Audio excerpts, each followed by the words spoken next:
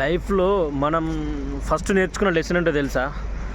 9 నెలలు అమ్మ గర్భంలో ఉన్న మనం బయటకు రాగానే ఒక చిన్న శిశువు పాప బయటకు రాగానే నడుస్తుంది. ఎందుకంటే లోపల ఉన్న ఎన్విరాన్మెంట్ వేరు.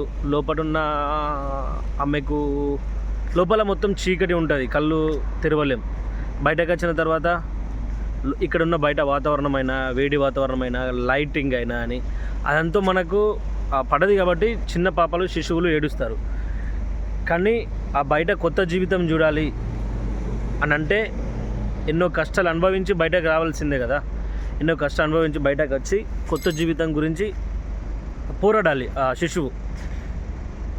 కాబట్టి లైఫ్లో కూడా గ్రోత్ కావాలి అంటే ఎన్ని కష్టాలు వచ్చినా, ఎన్ని ఛాలెంజెస్ వచ్చినా, ఎన్ని వచ్చినా అని గ్రోత్ మైండ్తో ఆలోచించాలి. అప్పుడే నువ్వు అనుకున్నది సాధించగలుగుతావు. ఇదే మనం అమ్మ కడుపులో నుంచి బయటకు వచ్చిన తర్వాత మనమనే కాదు, ఒక మనిషి అనే కాదు, ప్రతి జీవరాశికి ఛాలెంజింగ్ లైఫ్ అక్కడి నుంచే మొదలవుతుంది. కాబట్టి కష్టాలు అనేవి కొత్తలు కాదు. కష్టం వచ్చినప్పుడు కుంగిపోయి ఇది చేసుకోవద్దు.